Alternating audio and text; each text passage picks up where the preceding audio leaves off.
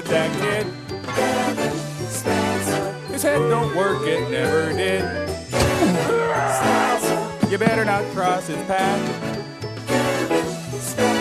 He's a chain-smoking alcoholic sociopath.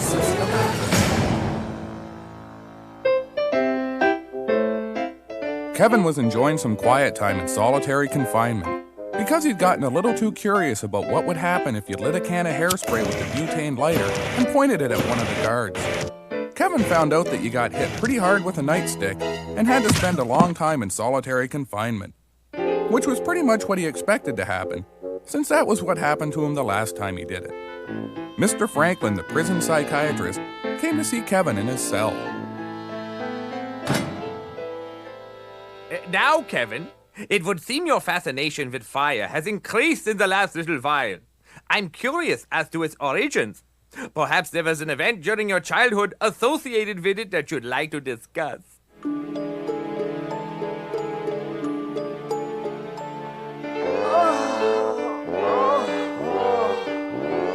got your butane, your kerosene, and your good old gasoline. Now, technically speaking, you're supposed to use the butane, but in a pinch, the other two will do. Kevin was 9 years old, and his old man was teaching him how to refuel and flint a lighter so he wouldn't have to get off his fat, lazy ass and do it himself. That was the kind of thing that made sense to Kevin's dad, because it left him more free time for drinking, and because his parents go, he wasn't a very good one. Clock's ticking, boy.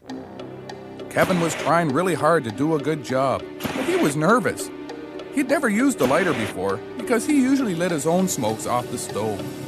He was also pretty hungover and had a bad case of the shakes, and that sure wasn't helping.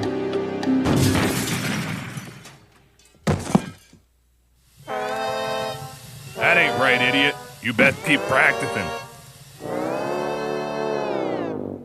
From that day forward, Kevin decided he'd try extra hard to learn how to work the lighter. He didn't much give a damn about sparking up smokes for his old man, but he'd sure like that explosion. And Kevin wanted to learn how to make explosions happen on purpose instead of just by accident. Kevin decided he'd go to the library and learn everything he could about fire and pyrotechnics.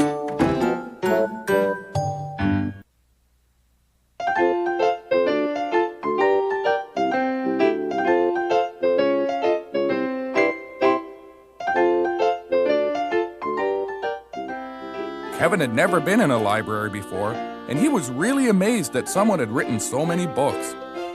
It was pretty confusing, and he didn't know where to start looking. He recognized some of the kids from his school and decided to ask them for help. Haven't you ever heard of the Dewey Decimal System? You have to be able to read to use that, and everybody knows Kevin can't read. Didn't your parents ever teach you how to read? My dad's a doctor. Both my parents have PhDs and have written articles for the most respected literary journals in the world. My mom won the Nobel Peace Prize for her work in biophysics. Kevin really wanted to fit in, so he told the other kids that his family held the record for the number of consecutive generations of a single family to be on welfare. He figured that ought to straighten things out. The other kids all laughed. Kevin started to laugh along with them, then he realized they were just making fun of him. That was the day the other kids learned that Kevin's family had a pretty long history of street fighting as well. Children, that's enough. Now either you all behave and get along or your library privileges will be indefinitely suspended. Now what's the problem? Kevin told the librarian that he was trying to find some books about fire and explosions. The librarian thought it was wonderful that Kevin was so interested in science, mostly because she was used to dealing with smart kids and not ones who were sociopathically insane. And because of this, it was beyond the comprehension of her life experience to envision that a child as young as Kevin was interested in explosions because he one day hoped to grow up and destroy many of the good things civilization had built over the years, along with a lot of the people who built them.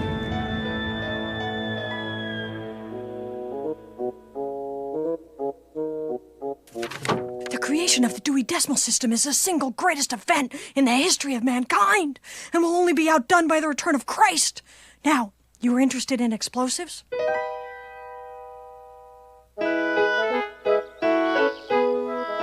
Kevin had a hard time making sense of the books because they were written for people who had a strong background in science and who could read. Lucky for Kevin, though, most of them came with pictures. Kevin took the next couple of weeks off school and studied as hard as he could.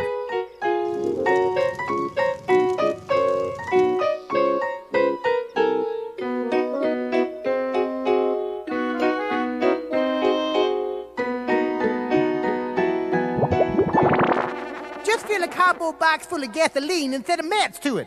I promise you it'll blow up. Now, how's about giving your old pal Alan some liquor nicotine? I'm in a hurting way. What in the name of Christ are you doing, boy? Oh, hell, he's reading. If Charlie and Phil find out about this, they ain't never gonna let me live it down. Shut your cake hole, idiot. Maybe he's gonna be the first Spencer to get his high school. All I'm saying is they better be porn books, otherwise he's going fruity. And I ain't having no son of mine reading no books and going fruity. Come on, boy, put them books down. Daddy'll take you downtown for a whore. I don't mind one for the boy, but even think about getting one for yourself. I wouldn't have to if you'd drop a few. How's about I drop a few knuckles down your effing throat?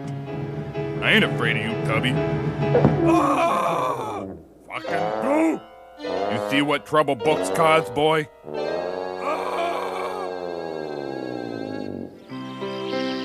Kevin's first bomb worked out better than he'd expected. Hunting with explosives was a whole lot easier than using guns.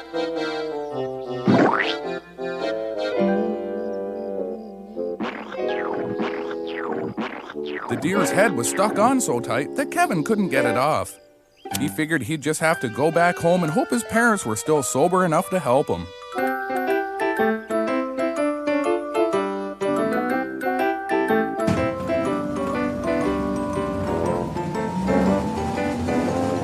Kevin finally made it back to his house.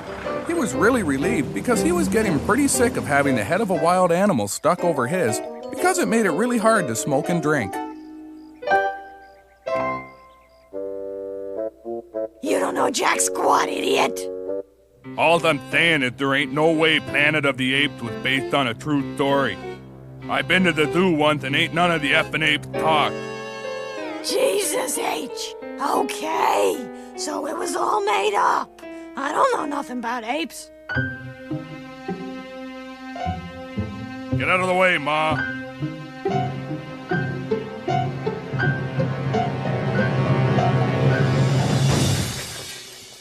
Your son's very lucky to be alive. But what I want to know is just how exactly this all happened. Kevin told the doctor all about wanting to learn how to make things blow up, about the library and the deer and everything. The doctor was pretty horrified, especially because Kevin's parents thought it was one of the funniest things they had ever heard and kept laughing at Kevin. I told you books weren't no good for nothing. Maybe now you'll realize who's the smart one. Your dad shot you in the head on account of you read that book. You get it? Kevin decided his parents were a whole lot smarter than he'd given them credit for, so he promised them that no matter what happened, he'd never read another book again. That a boy.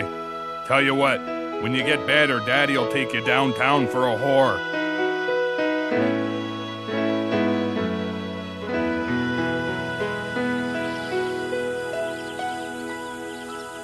All right now, boys. Today we're going to learn some football skills, the greatest game ever invented. Some may tell you that honour belongs to hockey or basketball, but they're wrong. My dad says baseball is the greatest sport. Well then, he's an ignorant asshole. Maybe that's why your mom is always sleeping with other men.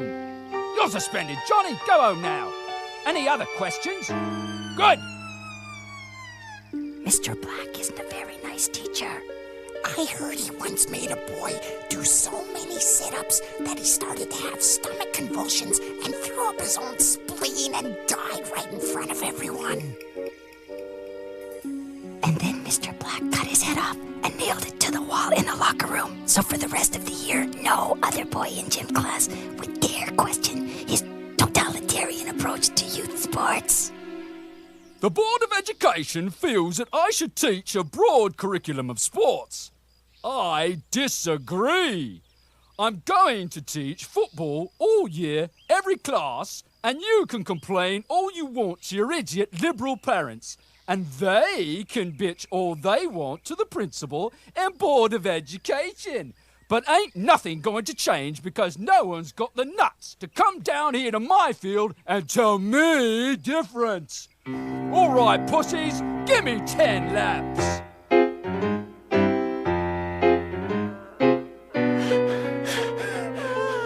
Kevin didn't much care for football. Then again, he didn't much care for any of his classes, so he usually skipped most of them and spent the day drinking and hanging out in a nearby arcade.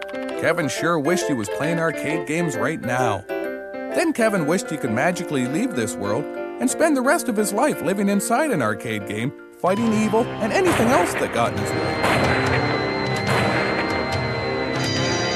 Kevin must have been a little drunker than he normally was the day before because he'd spent the whole night passed out against his locker. The school bell had woken him up, and that meant it was time for gym class. Kevin figured he'd better get out of there right quick so he wouldn't have to spend another class with Mr. Black. First one changed. Good job, Spencer. Too bad the rest of you ladies aren't as eager as Kevin. Hurry up and get changed. Last one out on the field gets used as a tackling dummy.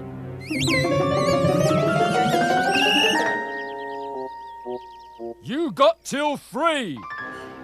1, 2, 3. Get him, get him, get him, get him!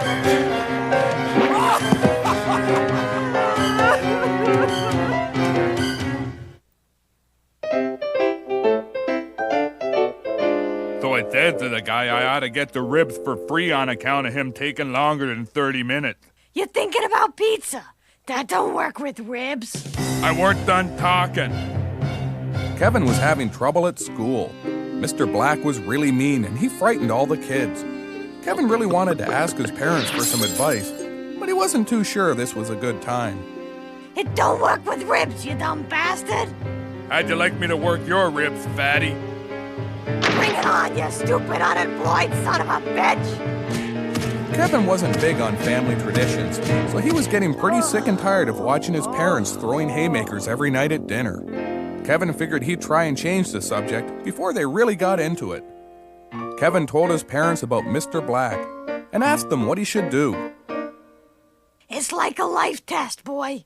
If you quit, that means you's a failure. Hey, I quit football. You got cut 'cause you weren't no good.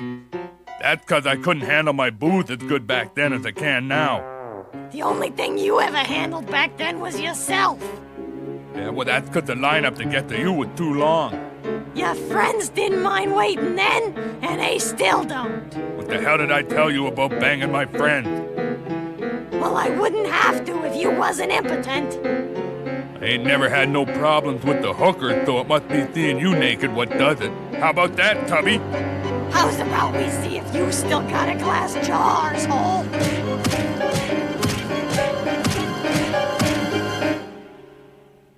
All right, pussies. Today we're working on skill development. Little things win football games. Special teams, focus, and hitting the other team's quarterback in the knees so he's left as a crippled shadow of his former self. Today, we're going to work on kicking. Spencer! I like your enthusiasm. What I don't like is you, Donald, because you can't take a hit. That's why you get to hold the ball while all the other kids have fun trying to kick it through the goalposts. Line up, you little pansies! Oh, that's a real nice kick, pussy. Why don't you take a moment to think about how bad you suck? Tell you what, you can do it while you're giving me 40 laps. Nice try, Donovan. Tell you what, why don't you pick yourself up, dust yourself off, and go get some pom-poms? You got all the makings of a cheerleader, fruitcake. Next! Shouldn't you be at home watching Star Trek? Start running! It was Kevin's turn and he was pretty nervous.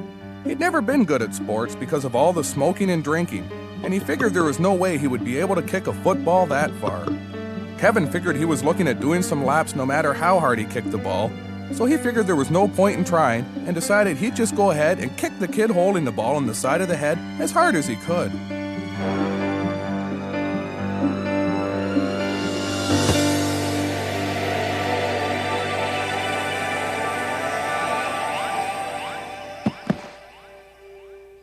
Kevin was pretty upset. He must have been drunker than he thought because he'd missed the kid's head by a mile. I want to talk to you, Spencer. The rest of you pussies can do laps except for Donald. You keep holding the ball. But we didn't get a turn. Hey, that's back talk. You're expelled. Go get changed back into your dress and go home. Let's see if you can do that again, Spencer. Kevin was really excited to be singled out from the rest of the class for his athletic ability because that meant he was going to get another chance to try and kick Donald in the head.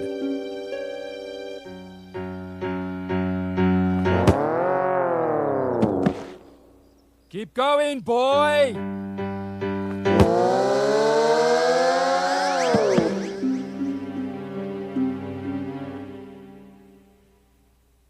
Every year, the Canadian Football League has a national field goal kicking competition. Kids from all across Canada compete, and the winner gets a $10,000 check for college or university.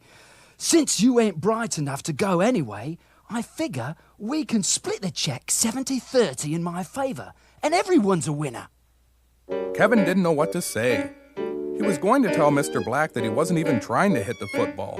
But then he got to thinking that $6,000 was a lot of money, mostly because he'd never done too well in math. Before Kevin could compete in the national finals, he had to win the city championship and the provincial championship. Kevin was pretty nervous because he didn't like doing things in front of large crowds of people, because he sucked at most things and usually just embarrassed himself. Before his turn, Kevin had a few hits off the bottle of rye he'd stolen from the teacher's lounge just to take the edge off. Our next competitor, representing H.L. Lucas High, is young Kevin Spencer. Just like we practiced, Spencer. I've even got Donald to hold the ball for you, just like always. Kevin lined up the ball and concentrated as hard as he could. $6,000 sure was a lot of money. Then Kevin got to thinking, money doesn't mean a whole lot if you steal everything anyway, so he figured screw the competition. Kevin decided he was going to see if he could kick Donald's head clean off, just like in his dream.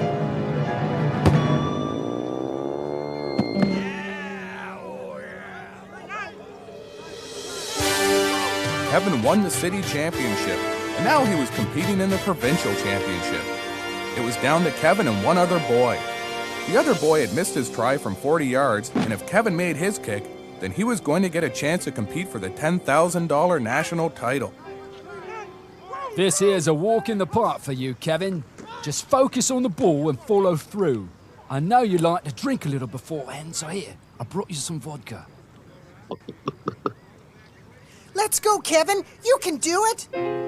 Kevin wasn't used to his classmates being nice to him, so he figured Donald was teasing him.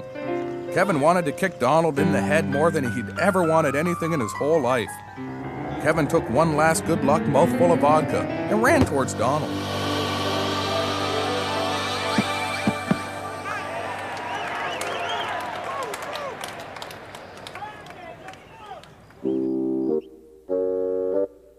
$30% of $10,000 ain't 6,000, idiot. How would you know? Put it in park, cow. I'm talking to the lunatic. It's more like only 5 or something, you fat drunk. Either way, it's a lot of scratch. We could stay loaded for a couple of months easy and still have enough for smokes and bail for one of us. The national championship was in 3 days, and Kevin was already nervous. He didn't like crowds, and this time he was going to have to compete during halftime of the Grey Cup, which meant that he was going to have to be in front of almost 3,000 people. The family's counting on you, boy. So don't screw it up by getting tanked or nothing. Kevin didn't feel like talking about it anymore, so he went out back to his favorite tree to have a few.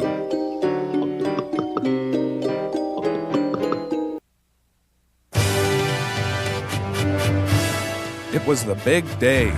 The organizers of the competition had flown all the contestants and their parents to Calgary for the big event.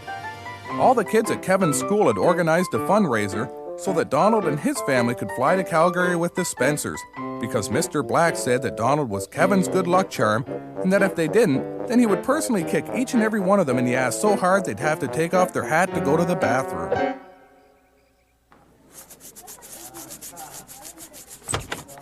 One minute to halftime, kids. Good luck to all of you, and may the best boy win. All right, Spencer. According to my scouting report, the longest kick any kid in this room has made is 42 yards. That's sweet FA compared to you, so all you have to do is stay focused and kick that ball like you do every day in practice. If you do that, we're both going to walk out of here rich men. Ladies and gentlemen, for your halftime entertainment, we present some future CFLers. Could you please put your hands together and welcome the provincial champions of the field goal kicking competition.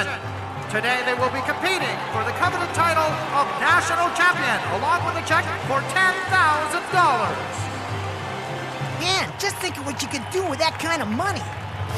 Our first contestant hails from the province of Ontario. Good luck, Kevin Spencer. Kevin stood frozen in fear. The whole crowd was silent, even Kevin's parents who'd come out to watch, because the manager of the bar had thrown them out for fighting. Come on, Kevin, you can do it. Focus, boy. It ain't no different than practice, except for the 10 grand. Just do what you always done. Because Kevin really wanted to do well and win the prize, he hadn't had a single drink all day. It was the first time in years that Kevin had been sober, and he was amazed at how well he could walk without falling down and pick up things on the first try. Kevin took a deep breath and began his kicking routine by visualizing what it would be like to kick Donald's head clean off. Then he counted as high as he could, which was usually around 7. Then Kevin ran towards the ball as fast as he could.